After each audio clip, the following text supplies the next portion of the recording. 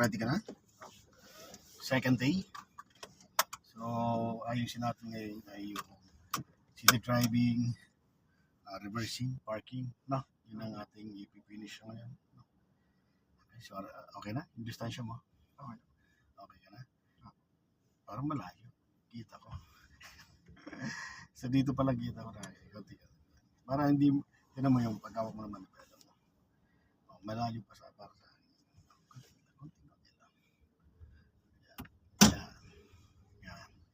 kasi pag yung malayo kasi yung manibela natin, mahirapan ka sa mga likuan or mabilisang kilos. Nagkokos din yan ng ano. Yung, alam mo kasi pag mabilis ang sakyan mo or nasa isang kalsada ka na talagang adikdikan, kailangan gumalaw yung kamay mo. So kung hindi ka komportable, mahirap igalaw. No? So kailangan komportable. Yan mo, hawakan mo dito. Okay, ikutin mo nga siya ng kaliwa.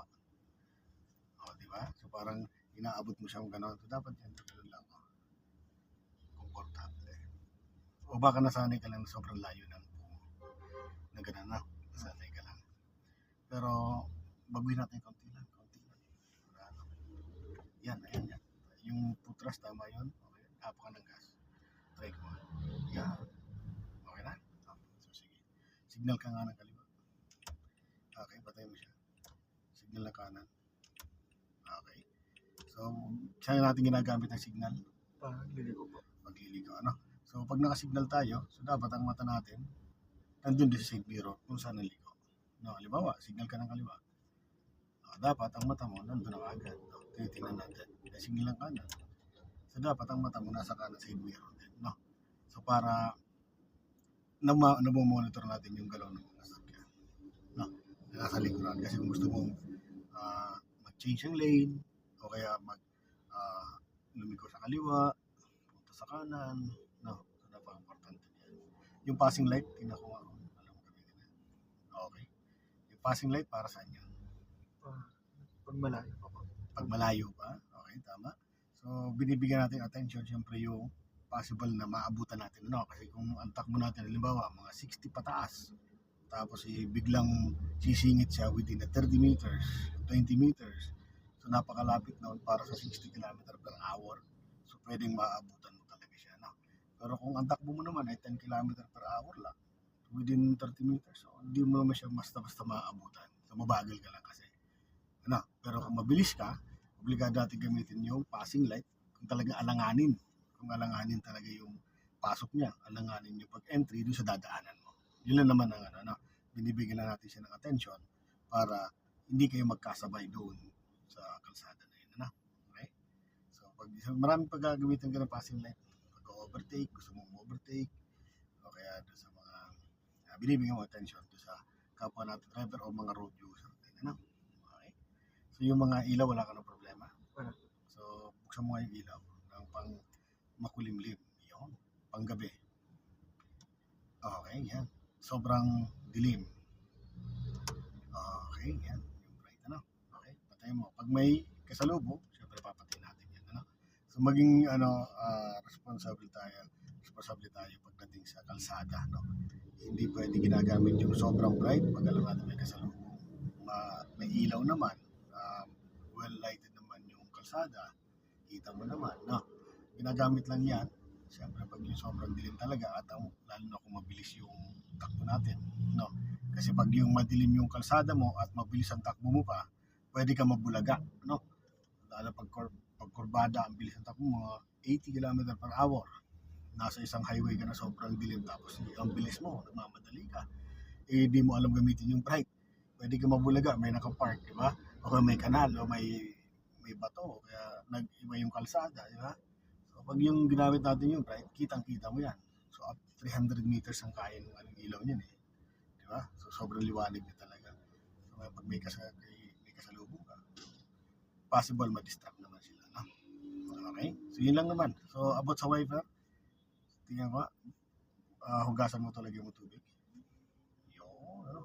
So, kailangan natin, bago natin i-wipe yan, bago natin pag na-i-wiper, maglagay ka muna tubig lagi. Para yung kabog niyan, para pag-iinan natin, may tubig, ano? Pag isang wipe lang, isa lang. Ano? Pag gusto mo yung parang sa ambon lang, yan. Yan. Pag gusto mo yung palakas ng ulan, yan. No? Ayan, yan. Ano? Yan. Okay na? So, hazard mo na yung ano mo. Hazard. Then, habang ng brake, atras na tayo. Isa reverse. Baba ang handbrake. Isa reverse. Then, check first. Yung side mirror. Kaliwat kanan. Then, over the shoulder. Tingin sa over the shoulder. Wala. Sa kanan. Wala naman. Sa kaliwa. Okay. So, atras na tayo. Okay. Go. So, ang punta natin ay saan tayo? Kaliwa. Dito tayo pupunta. No. So, ang punta ng sakyan mo dapat papunta sa kanan. No. So, slow down pala. Ha? Okay. Kasi medyo mabibilis yung nasa labasan natin. Ha? Okay. So, pwede mo nang kabigin ang manibela mo pag yung side mirror mo tumapat na sa pinakamuso nito sa net. Pwede ka na mag-start ng ano. Sige. Sige lang, gabang. Ay, mayroon pala sa din dito. Ano? Sige, gabang. Ganti pa. Okay. Yan. Ganti pa. Okay. Mukabig ka na ng manibela dito. Yan. Yan. Yan. Slow down na. Yung parang pag-apang lang yung tap. Pwede mo nang isagad ang manibela mo kasi lagpas na sa wiper yung muso nito.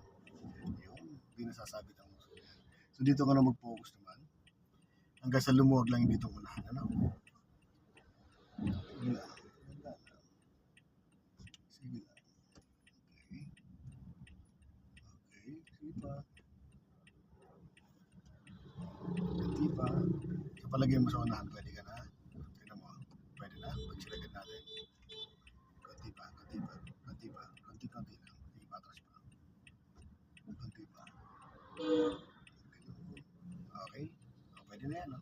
May distansya nga. Sagad mo naman. Drive. Siyempre. Lagi mo sa drive. Huwag mong kalimutan. Okay. Doon tayo. So, tanggal ang hazard. Sige. May signal ka na. Siyempre, kaliwa. Kasi pupunta ka sa kaliwa. Sige. Doon ka na mag-check. Okay. Sige. Diretso tayo doon. Sige. Diretso tayo doon. Okay. So ito ano mo to? Yung wipe mo to. Wipe mo to. Yung yan. Para matanggal ito. Yan na check. Wala ba sa kanya? Okay. Pag pupuelo ka, dagdagan mo gas. Okay.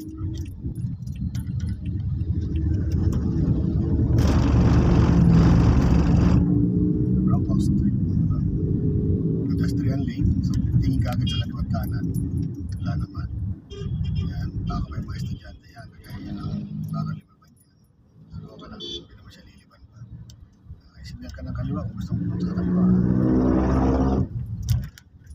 Yan, signal ka ng kaliwa kung gusto mo change lane. Kasi dito, medyo ano lang.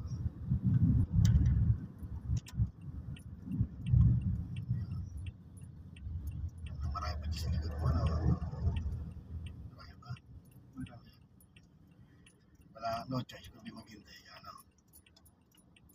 Pero huwag mo nang masyadong tumuto.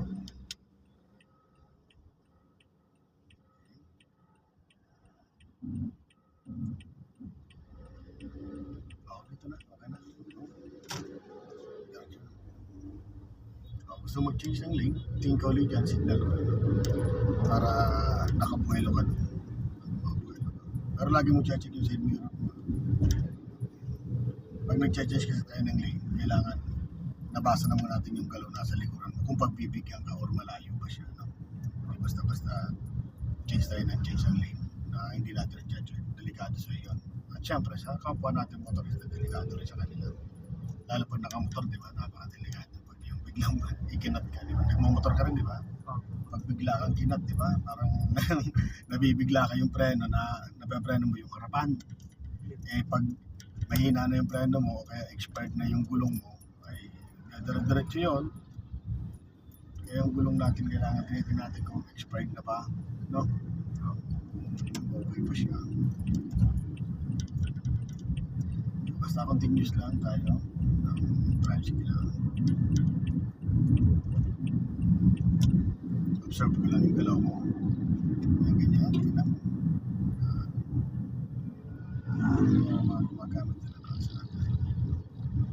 Hindi naman nakasignal, oh. Pag-alam mo na kagad dito. Okay, nag-guess ka na ulit. Go.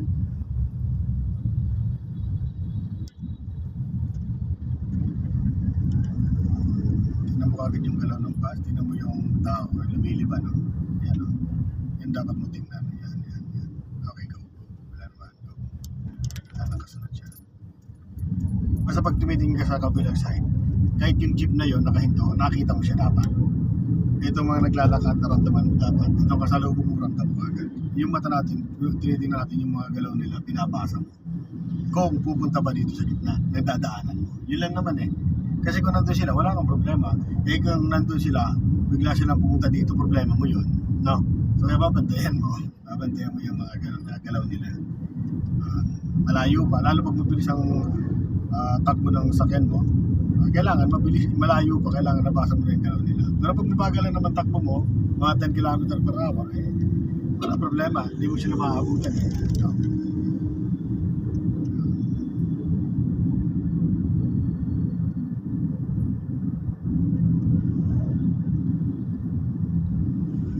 Okay na yun.